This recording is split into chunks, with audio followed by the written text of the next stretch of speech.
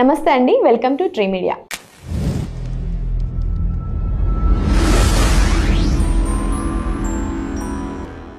మనతో సినీ క్రిటిక్ దాసరి విజ్ఞాన్ గారు ఉన్నారు. నమస్తే సార్. నమస్తే. సో లావణ్య ఇంట్లో చోరీ జరిగింది, బంగారం పోయింది అని ఆవిడ అంటున్నారు కదా, సో దాని గురించి మాట్లాడతామమ్మ. ప్రపంచం అంతా తెలుసు ఆ పిల్ల చెప్పే అబద్ధం అని.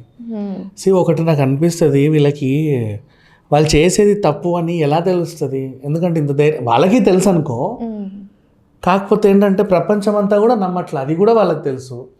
అయినా ఆ బరి తెగింపు ఏంటో నాకు ఇప్పటికీ అర్థం కాదు. నువ్వు ఇంట్లో నుంచి లావణ్య బయటికి వెళ్తే నీకు ఈ వాచ్ ఉంటుంది తెలుసా, మనం ఎంత వాకింగ్ చేస్తున్నామో తెలుసుకోవడానికి ఆ వాచ్లు వస్తాయి, రోజుకి ఎన్ని స్టెప్పులు వేసాము అని చెప్పేసి. ఓ 10,000 స్టెప్పులు వేసి వచ్చింది అనుకుందాం ఫర్ ఎగ్జాంపుల్. స్టెప్పుకి మొహం మీద ఉమ్మేస్తున్నారు లావణ్య మీద. నీకు తెలుసా? ఇప్పుడు మేము ఒక 6,000 స్టెప్పులు వేస్తే 6,000 ఉమ్ములు ఉంటాయి మొహం పైన. 10,000 స్టెప్పులు వేస్తే 10,000 ఉమ్ములు ఉంటాయి మొహం మీద.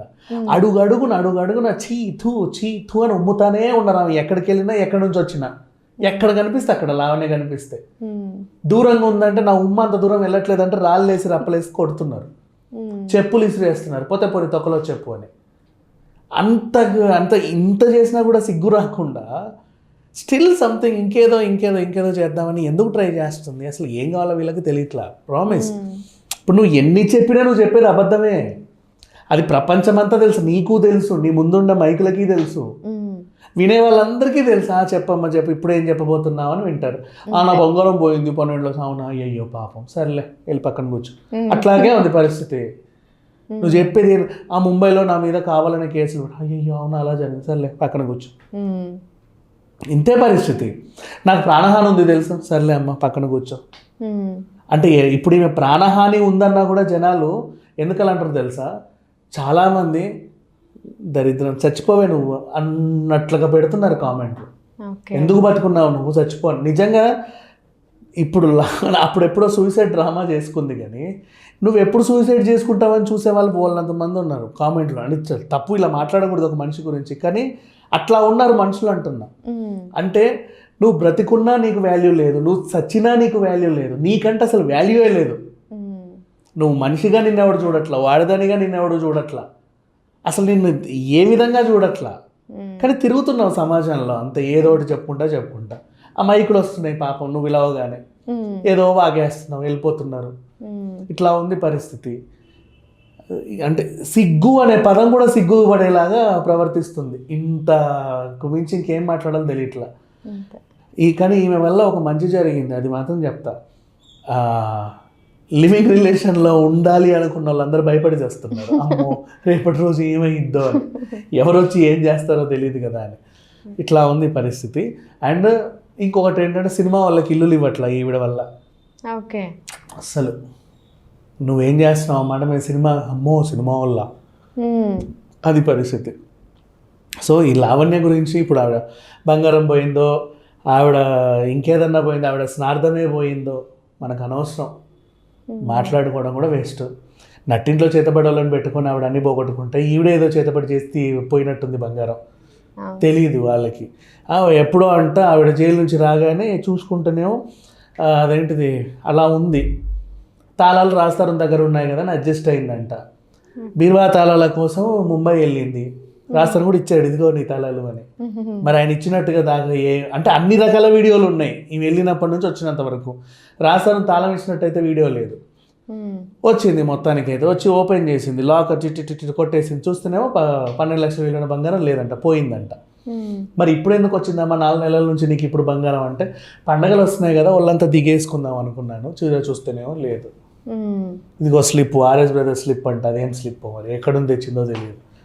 మళ్ళీ దీనికి ఒకటి ఇది చూడు, నాకు రాస్తారనే పుస్తకాలు తాడు కొనిచ్చాడు. నిజంగా నా మీద ప్రేమ లేకపోతే నాకు కొనిస్తాడా చెప్పండి?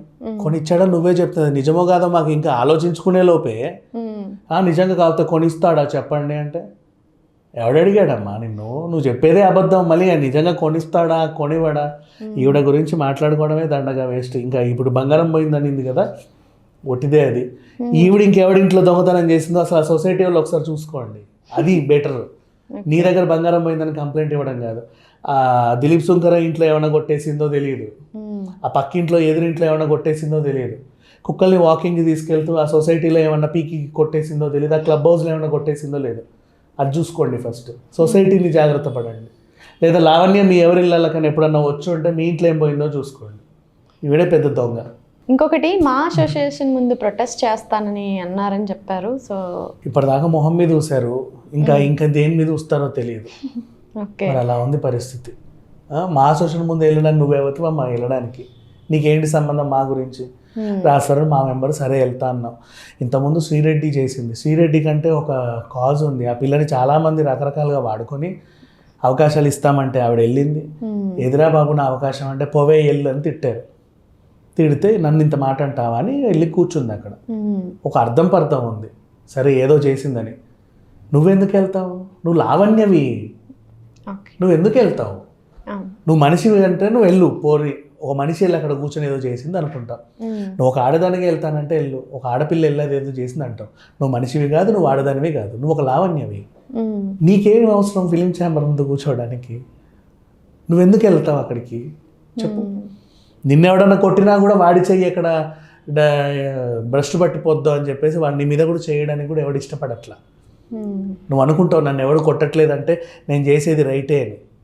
నిన్ను చెప్పుతో కొట్టినా చెప్పులు మళ్ళీ వేసుకోడు ఎవడు, పడేస్తాడు. మళ్ళీ అట్లా కాలితో ఇంటికి వెళ్ళలేక నేను నీ మీద చెప్పే ఇట్లా కొన్న 200 చెప్పు కూడా వాల్యూ పోతుందని చెప్పేసి, 100 రూపాయల చెప్పులైనా సరే నేను కొడితే దాని వాల్యూ పోతుందని చెప్పేసి కొట్టట్లే ఎవడు. ఆ విషయం తెలియక బతికేస్తుంది ఈవిడ. Thank you sir.